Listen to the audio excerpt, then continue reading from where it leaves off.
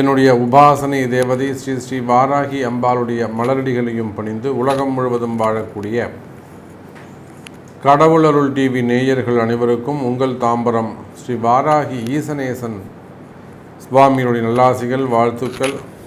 ஜெய் வாராகி, ஜெய் ஜெய் வாராகி. முக்கியமான கிரக அமைப்புகள் இந்த ஜூன் மாதம் 2ஆம் தேதி முதல் ஜூலை மாதம் 12ஆம் தேதி வரை ஏறக்குறைய 45 நாட்கள் செவ்வாய் பகவான் ஆட்சி பலம் பெறுகிறார். இதில் குறிப்பிட்டு சொல்ல வேண்டிய விஷயம் என்ன அப்படின்னு கேட்டிங்கனாக்கா, குருவும் சுக்கிரனும் அஸ்தங்கமாகிய நிலையில் இருக்கிறார்கள். பொதுவாக கிரக அமைப்புகளிலே ஆதித்யாதி நவகிரகங்களில் அஸ்தங்கமான கிரகங்கள், அஸ்தங்கம்னா சூரியனை அந்த கிரகங்கள் நெருங்கி அல்லது சூரியன் அந்த கிரகத்தை நெருங்கி கிராஸ் பண்ணி திரும்பவும் குறிப்பிட்ட டிஸ்டன்ஸ் வெளியில் போகிற வரையிலும். ஏன்னா சூரியன் ஒரு மாதத்துக்கு ஒரு வீட்டில் இருப்பார். அப்போ கண்டிப்பாக அந்த வீட்டில் ஏதேனும் கிரகங்கள் இருக்குமே ஆனால் அந்த கிரகத்தை வேகமாக கிராஸ் பண்ணக்கூடிய கிரகம் சூரியனாக தான் இருப்பார். அப்படி பார்க்கின்ற பொழுது இந்த மாதம் சூரிய பகவான் ரிஷபத்திலே இருக்கிறார். ரிஷபத்தில் சுக்கிரனும் குருவும் இருக்கிறார்கள். 2 பேரும் தேவகுரு அசுரகுரு. 2 குருமார்களும் சூரியனிடத்திலே அஸ்தங்கம் அடைகிறார்கள். அஸ்தங்கம்னா செயல் இழப்பு, ஜீரோவாக இருப்பாங்கன்னு அர்த்தம். அவங்களால எந்த விதமான செயல்பாடுகளையும் செய்ய முடியாது.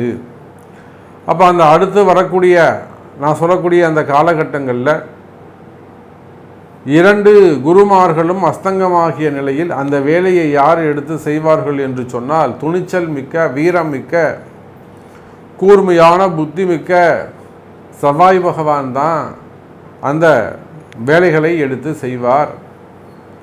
அப்போ இனி வரக்கூடிய காலங்களிலே அடுத்த ஒரு 45 நாட்கள் மிகுந்த ஒரு பவர்ஃபுல் பிளானட்டாக, அதிகாரம் மிக்க ஒரு கிரகமாக நம்முடைய இந்த செவ்வாய் கிரகம் இருக்க போகிறது. பொதுவாக செவ்வாய்க்கு 2 யோகங்கள் சொல்லுவாங்க. ஒன்று குரு மங்கள யோகம். செவ்வாயும் குருவும் இணைந்திருந்தால் அது செவ்வாய் சாரம் வாங்கியிருக்கலாம், இல்லை செவ்வாயோடு சேர்ந்துருக்கலாம், இல்லை குரு சாரம் வாங்கியிருக்கலாம் செவ்வாய் பகவான், இல்லை 159 தொடர்பில் இருக்கலாம். அப்படி இருந்தால் குரு மங்கள யோகம்னு சொல்லுவாங்க.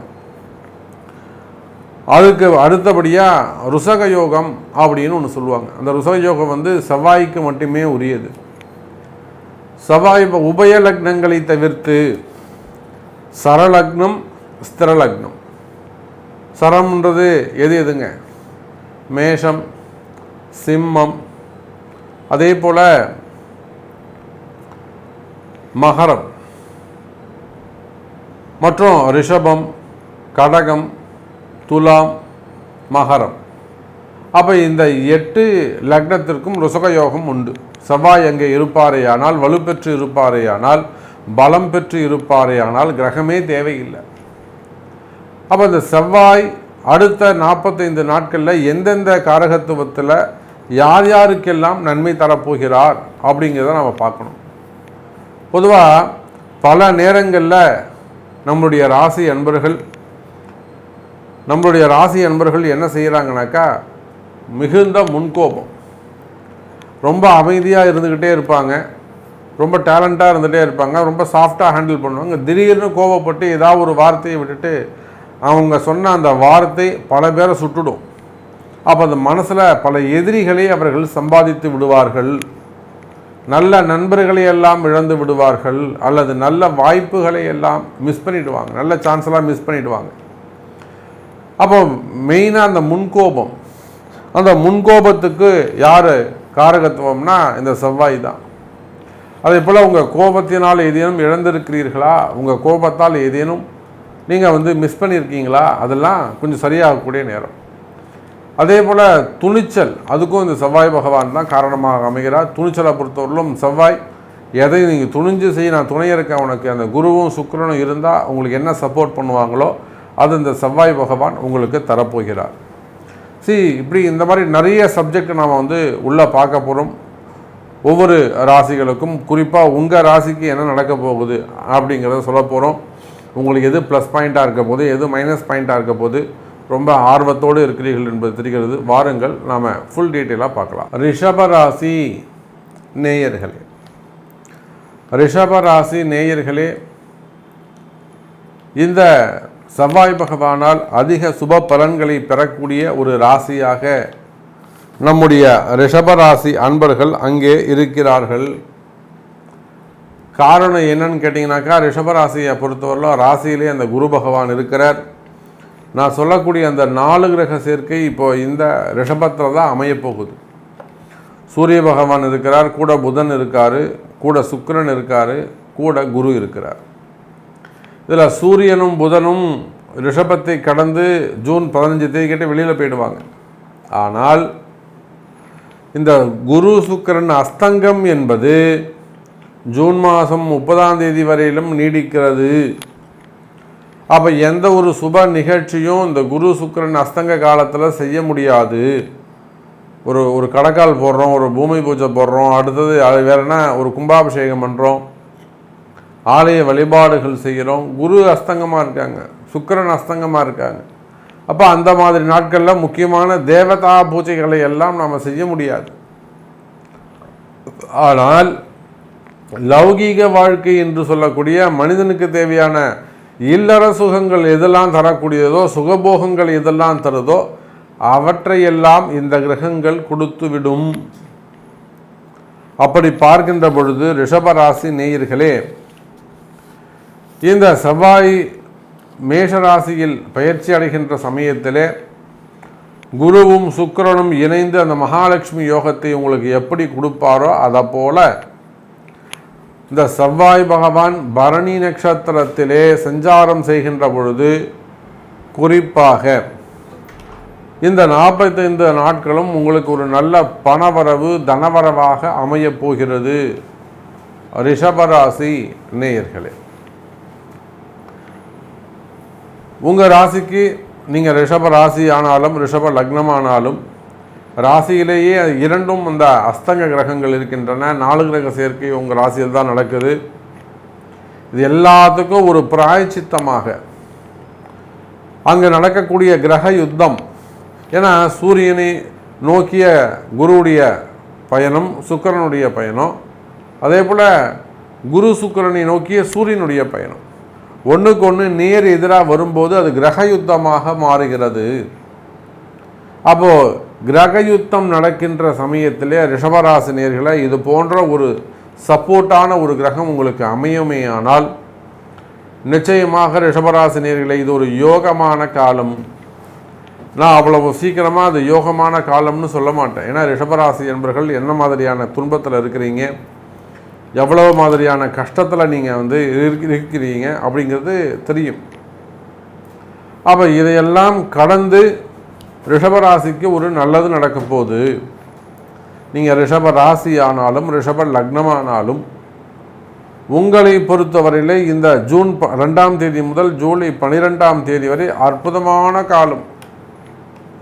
குறிப்பாக அரசு அதிகாரிகள், கவர்மெண்ட் ஜாப் பண்ணக்கூடியவங்க, கவர்மெண்ட்டில் ஒர்க் பண்ணக்கூடியவர்கள், அரசு அதிகாரிகள் ஏதேனும் சட்ட சிக்கலில் போய் மாட்டிருப்பீங்க அப்படின்னு சொன்னாக்கா துறை ரீதியான நடவடிக்கைகள் இருக்குது. அப்படி இல்லைன்னா ஒரு என்கொயரி நடந்துக்கிட்டு இருக்குது, தேவையில்லாத வீண்பழி அவமானங்கள் இருக்குது, ஒரு தலைகுனிவு இருக்குது, ஏதேனும் ஒரு கஷ்டங்கள் இருக்குதுன்னு வச்சுக்கோங்களேன். அல்லது ஒரு வம்பு வழக்கு தேவையில்லாமல் ஒருத்தர் போய் உங்கள் பேர் ரிப்போர்ட் பண்ணிடுறாங்க, ஒரு வம்பு வழக்கு இருக்குது அப்படின்னாக்கா அந்த மாதிரியான காலகட்டங்கள், அதுக்கெல்லாம் ஒரு நிவர்த்தி, அதுக்கான ஒரு பிராயச்சித்தம் அவசியம் தேவை. அப்போ இதை என்ன பண்ணணுங்க, அந்த மாதிரியான இருக்கக்கூடிய ஜாதகர்கள் உடனடியாக உங்கள் ஜாதக ரீதியாக ஒரு நல்ல நாள் குறித்து உங்கள் ஜாதக கட்டத்தில் செவ்வாய் எந்த இடத்துல இருக்கிறாரு, இந்த எதிரிக்கான காரணம் என்ன, இந்த எதிரி உருவாவதற்கு எந்த கிரகம், சனி கிரகம் காரணமா இல்லை ராகு காரணமாங்கிறத பார்த்துட்டு அதனுடைய சாரங்கள், அதனுடைய 9வது நட்சத்திரம் எதுன்னு பார்த்து அன்றைய தினங்களில் சத்ருசம்ஹார திருசதி ஹோமங்கள் செய்து கொள்வீர்களே ஆனால் உங்களுடைய எதிரிகள் காணாமல் போவார்கள்.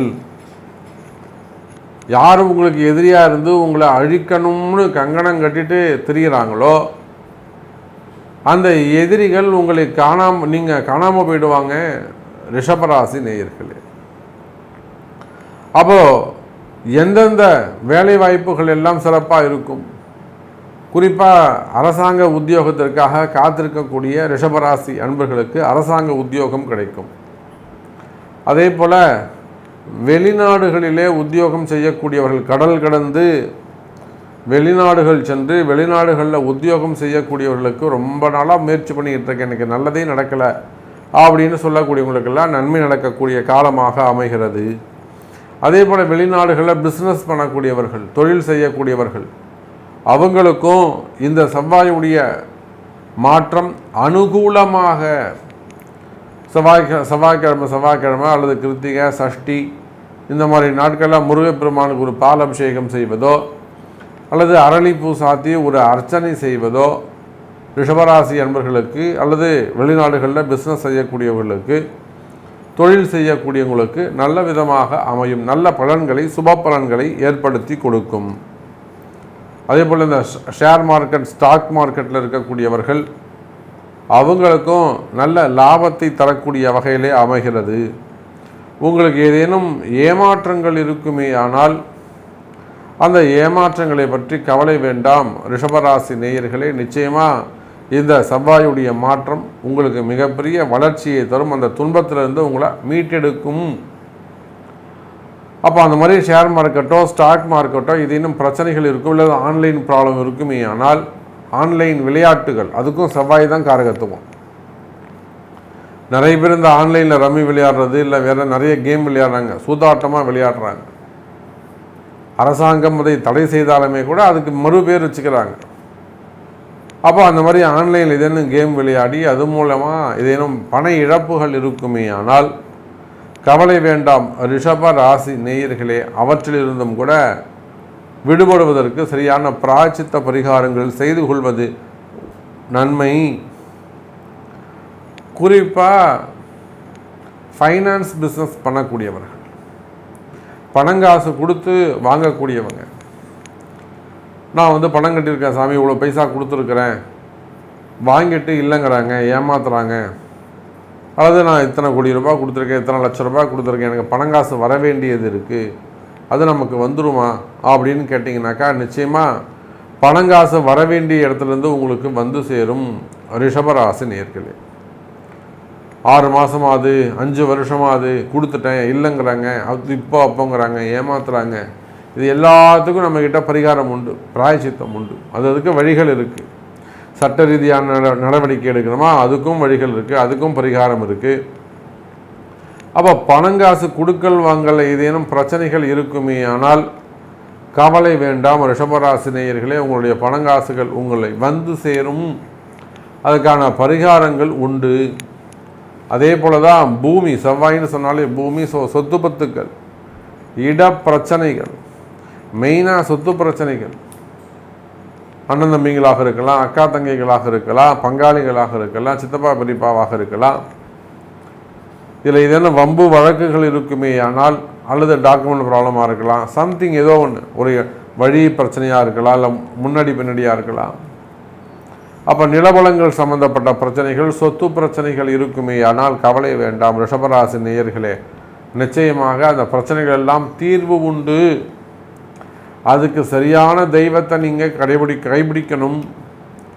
கட்டியமாக அந்த உங்கள் பிறப்பு ஜாதகத்தின் பிரகாரம் அது பூர்வீக சொத்தா, இல்லை அம்மா வழி சொத்தா, பாட்டி வீட்டு சொத்தா, இல்லை நீங்கள் உழைச்சி வாங்கினதா, அல்ல எந்த இடத்துல நீங்கள் ஏமாந்தீங்க, எந்த திசையில் எந்த புத்தியில் உங்களுக்கு அந்த மாதிரி ஏமாற்றங்கள் ஏற்பட்டது அப்படிங்கிறது எல்லாம் உங்கள் பிறப்பு ஜாதகத்தை கொண்டு ஆராய்ந்து அதற்குரிய வழிபாடுகள் செய்வீர்களே, பரிகாரங்கள் பிராயச்சித்தங்கள் செய்வீர்களே ஆனால் நிச்சயமாக வெற்றி உங்களுக்கு உண்டு ரிஷபராசி நேயர்களே. அதே போல் கனிம வளங்கள், லாஜிஸ்டிக்ஸ் அந்த பிஸ்னஸ் பண்ணக்கூடியவங்க, ப்ளூ மெட்டல்ஸு, மினரல்ஸு, அதே போல் டிரான்ஸ்போர்ட் பிஸ்னஸ் பண்ணக்கூடியவங்க, குறிப்பாக கல்குவாரிகள் வச்சு நடத்துறது, டண்டர் பிஸ்னஸ் எடுத்து பண்ணக்கூடியவங்க, road contract, building contract, drainage contract அந்த மாதிரி பிஸ்னஸ் பண்ணக்கூடியவங்க. அப்போ இதெல்லாம் செவ்வாயுடைய காரகத்துவம் தான். அதிகாரம், கூர்மையான அதிகாரம், ரொம்ப ஹையர் லெவலில் ஒரு டச் வச்சுக்கிறது, இதெல்லாம் செவ்வாயுடைய காரகத்துவத்தால் ஏற்படக்கூடியது. அப்போ அந்த மாதிரியான உயர்ந்த மனிதர்கள், உயர்ந்த தொழில்கள் செய்யக்கூடியவங்க, அவங்களுக்கு இருக்கக்கூடிய ஒரு சில கஷ்டங்கள் அது என்னன்னு நமக்கு தெரியும். அதெல்லாம் எதிரிகளால் வந்ததாக இருக்கலாம், இல்லை வந்து ஒரு விதமான பிளாக் மேஜிக், கண் திருஷ்டி, ஒரு பார்வையால் வந்ததாக இருக்கலாம், செய்வினை கோளாறுகளாக இருக்கலாம். அந்த மாதிரியான ப்ராப்ளம் இருக்குமே, ஆனால் அதற்குரிய வழிபாடுகள் செய்வது சிறப்பை தரக்கூடியதாக இருக்கும். ரிஷபராசி நேயர்களே, அதே போல் உலோகங்கள், அதை வச்சு பிஸ்னஸ் பண்ணக்கூடியவங்க, உலோக உற்பத்தி மேனுஃபேக்சரிங் செய்யக்கூடியவங்க, ஃபேக்ட்ரியாக இருக்கலாம், இல்லை கடைகள் வச்சு வியாபாரம் பண்ணக்கூடியவங்க, அப்போது அந்த மாதிரியான சூப்பர் மார்க்கெட்டோ அல்லது வந்து ஹார்ட்வேர்ஸோ அதெல்லாம் வச்சு நடத்தக்கூடியவங்க, உலோகங்கள் உற்பத்தி செய்யக்கூடியவர்கள், இவங்க எல்லாருக்குமே இந்த 2 மாதங்களும் சிறப்பான முறையில் உங்களுக்கு அமையப்போகுது. அதே போல தான் டாக்டர்ஸ், மருத்துவர்கள், மருத்துவமனைகள், லேபு, இந்த மாதிரியான மருத்துவம் சார்ந்த ஃபார்மா மெடிக்கல்ஸு, ஃபார்மா கம்பெனிஸு, இப்போ இந்த மாதிரியான மருத்துவம் சார்ந்த தொழில்கள் அனைத்துமே மிக சிறப்பான முறையில் வெற்றி பெறக்கூடிய நிலையில் உங்களுக்கு அமைகின்றது எனதருமை ரிஷபராசி நேயர்களே. அதே போல் காவல்துறை அதிகாரிகள், சினிமா துறையை சார்ந்தவர்கள், அரசியல் துறையை சார்ந்தவர்கள், மீடியா துறையில் சார்ந்தவங்க, எஃப்எம், அது மாதிரி சோஷியல் மீடியாவில் இருக்கக்கூடியவங்க, இவங்க எல்லாருக்குமே ரிஷபராசியாக இருப்பீர்களே ஆனால் உங்களுக்கும் நல்ல நேரம் பிறக்கின்றது. ஒரு அதிர்ஷ்டமான காலம், கிட்டத்தட்ட ஒரு 80% ரிஷபராசிக்கு அற்புதமான முறையில், நல்ல முறையில் ஒரு சசயோகம் மாதிரி ருஷக யோகம் ஏற்பட்டு இந்த குரு சுக்கிரன் 2 கிரகங்கள் தர முடியாத, செய்ய முடியாத நன்மையை செவ்வாய் தனி ஒருவராக இருந்து உங்களுக்கு செய்ய போகிறார். அந்த நன்மைகள் உங்களுக்கு வேண்டும் என்று சொன்னால் உங்களுடைய பிறப்பு ஜாதகத்தை கொண்டு அதை தெரிந்து கொள்ளுங்கள் என்பதை தெரிவித்துக்கொண்டு நல்லதே நடக்கட்டும் என்று நான் வாழ்த்துகிறேன். கடவுள் அருள் டிவியை பார்த்தமைக்கு நன்றிகள். மேலும் இது போன்ற தகவல்களை தெரிந்து கொள்ள கடவுள் அருள் டிவியை சப்ஸ்கிரைப் செய்யுங்கள். மறக்காமல் பெல் ஐக்கானை கிளிக் செய்யுங்கள்.